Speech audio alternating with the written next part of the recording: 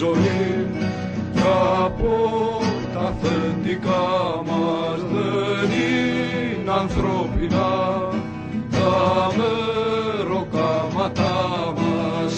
Αυτοί καλό περνούν και εμείς αγωνιάμε αν θα έχουμε δουλειά για να έχουμε να πάμε τον ίδιο μας εμπρός να βγάλουμε στους δρόμους τουρλότο και φωτιά σε κράτος και αστυνόμους. Τον ξέρουμε καλά τη γης μας τον αφένει μας έμαθε πολλά.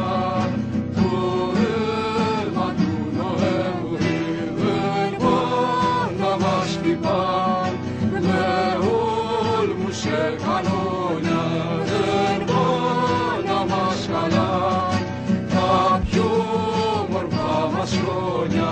Τα βάλουμε μπροστά και λοιπόν τη σημαία για μας, για μια ζωή πιο ελεύθερη, πιο νέα.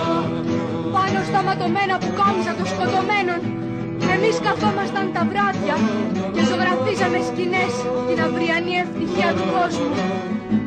Έτσι γεννήθηκαν οι σημαίες μας.